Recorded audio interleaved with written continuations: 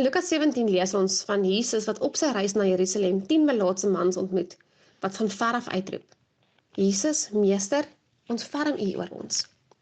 En dan sonder om naby hulle te kom, stuur Jesus hulle om hulle self aan die priesters te wys. En terwyl hulle gaan, word hulle genees. 'n Wonderwerk wat hulle hele lewe verander.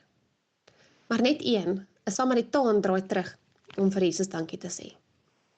En hierdie Samaritaan val aan Jesus se voete neer en prys God uit die diepte van sy hart. Jesus vra: waar is die ander 9? Was daar dan nie 10 wat gereinig is nie? Waarom het net een teruggekom om God die eer te gee? En ek dink die 9 het dalk hulle genesing gevier, maar hulle vreugde het hulle van die een weggevoer wat het moontlik gemaak het.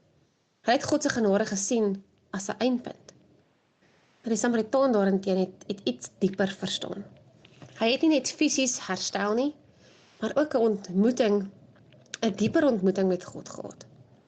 Jesus sê vir hom: staan op en gaan, jou geloof het jou gered. Hierdie Samaritaan ontdek dat Jesus meer aanbied as net genesing. Hy bied redding, 'n nuwe verhouding met God wat sy lewe vir ewig verander.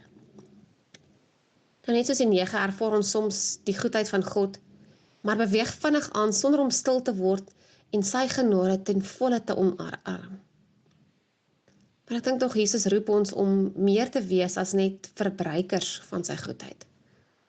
Hy nooi ons uit tot 'n lewe van dankbaarheid wat ons hele wese transformeer.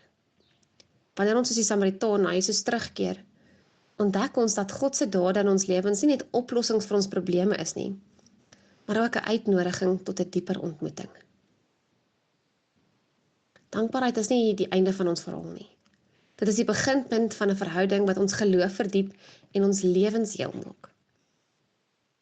En daarom is vandag die uitnodiging: kom nader, dank God en ontdek die oorvloed van sy liefde en word heel in sy teenwoordigheid.